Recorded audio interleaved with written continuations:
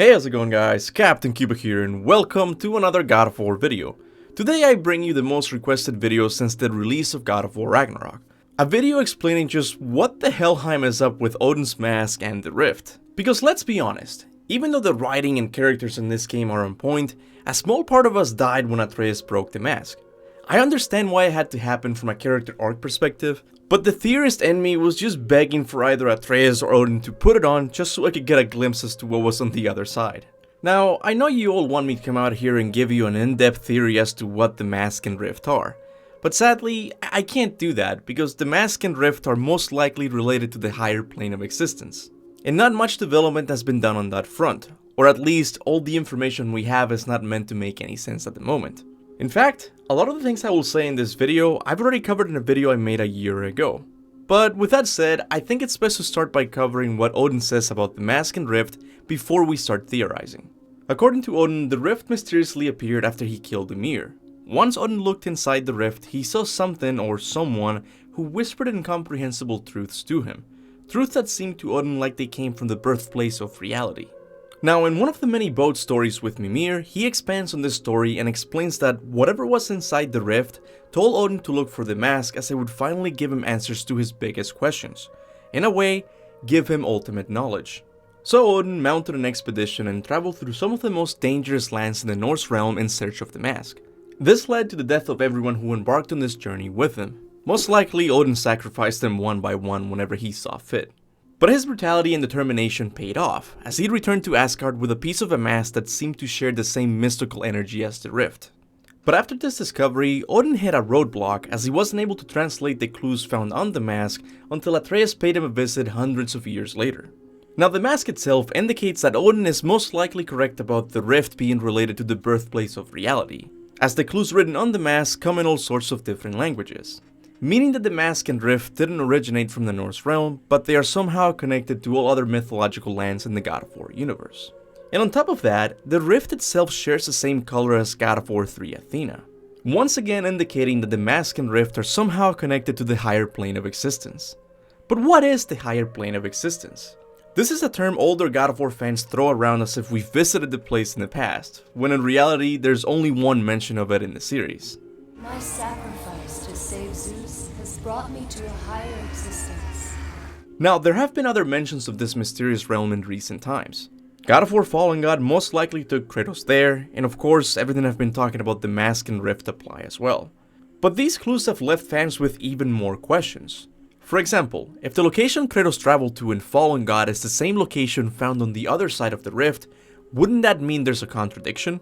Because I think we can all agree the Rift in God of War Ragnarok has a malevolent energy to it. I mean, just listen to the sounds coming out of it.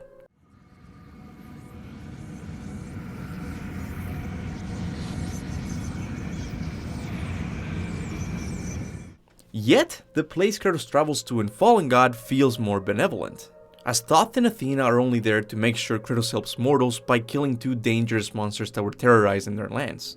But once again, Athena's behavior in Fallen God becomes even more odd when you take into account that this story takes place almost immediately after God of War 3, which means Athena went from wanting to rule over mortals to helping them. So, which is it? Is the higher plane of existence a force for good or a force for evil? Well, what if it's both? Could the evil being called the demiurge be involved with this somehow?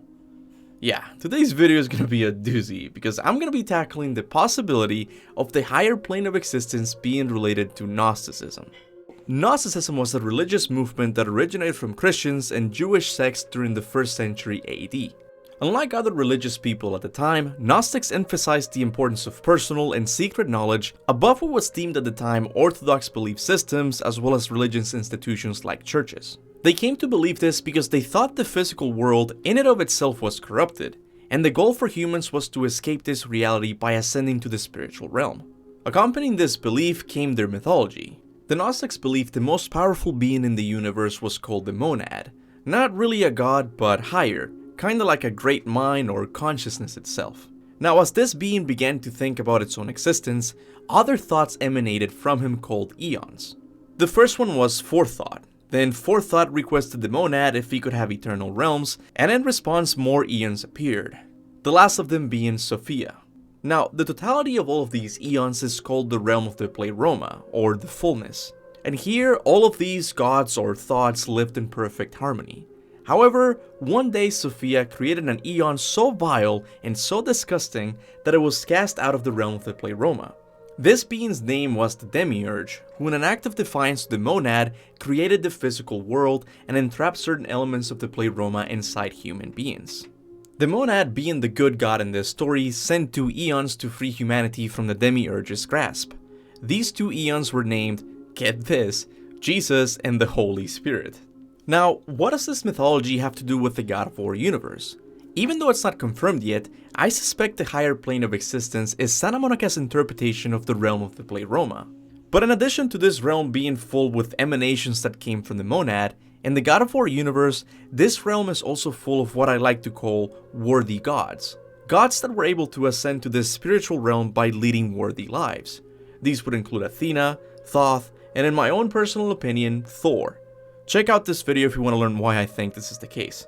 Oh, and I guess Freyr's there too, but let's be honest, he's not as cool as the other ones. Now, the same way the higher plane of existence is Santa Monica's way of interpreting the Pleroma, I think the Rift and Athena from God of War 3 are somehow connected to the Demiurge, the being casted out of the Pleroma and who later in an act of defiance created the physical world.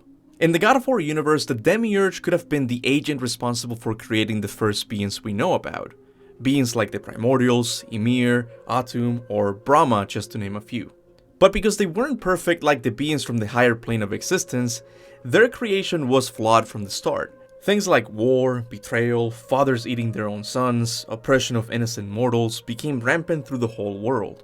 Now, according to my theory, or in this case full-on fanfiction, the monad, being a good god who's ultimately opposed to the demiurge, gave the evil physical world below gifts to counteract the effects of its evil creator. To the Greek realm, the monad gave hope, which Athena trapped inside Pandora's box. And to the Norse realm, he gave knowledge, which was divided into 3 pieces and scattered across the realms. Now in this theory, the demiurge is trying to obtain these powers in order to become, you guessed it, more powerful. So in the story of God of War 3, the demiurge takes the appearance of Athena in order to trick Kratos into giving him the power of hope. Look around you, Athena. The world stands in ruin. What good is your message? Go if you must. But first, I insist you give me the power from inside the box. While in the Norse realm, the demiurge appears to Odin in the form of a rift that commands him to collect what I will refer to as the Mask of Knowledge. Looked inside, and something was there looking back at me. It whispered to me things I couldn't possibly comprehend, but I knew they were true. When it blinded me, I thought it was over, that I'd never see inside again. And then I found this. And I knew that it would finally let me see the answers. This is why both Athena from God of War 3 and the Rift share the same color. They come from the same source, the Demiurge. Now in the Greek realm, the Demiurge wasn't successful, as Kratos gave the power of hope back to humanity. But in the Norse realm, I wanna say the Demiurge succeeded, as Atreus broke the mask, causing it to go into the Rift, making the Demiurge more powerful. Similar to when Thanos obtained the first Infinity Stone. Now, you're probably asking yourself, why is the Demiurge trying to become more powerful?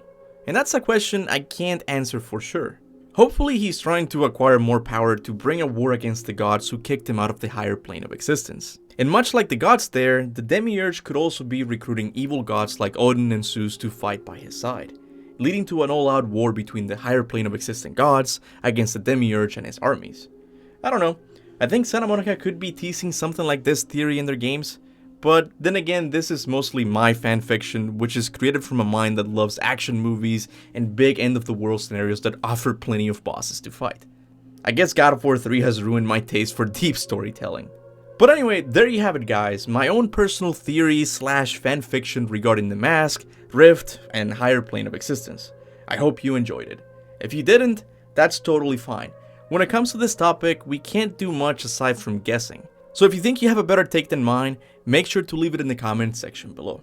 Now as always, I want to give a big thanks to all of my members for supporting the channel monthly. People like Gun Hunter, Gypsy Boy, Patty, Oliver Glass, Sid Hearth, What Warren, Dance Me a Number, Dequan, Jay Shin Paul, Ewell Blood, and Alexander Svard, to name a few, are one of the reasons why I still have a YouTube channel. I honestly don't think I could do this YouTube job without your support, so as like I always say, from the bottom of my heart guys, thank you. I would also like to thank everyone who likes and shares my videos. I know it doesn't seem like much, but trust me, it really does help a lot. And with that said, thanks for watching, and remember, go forth in the name of All Father Kratos.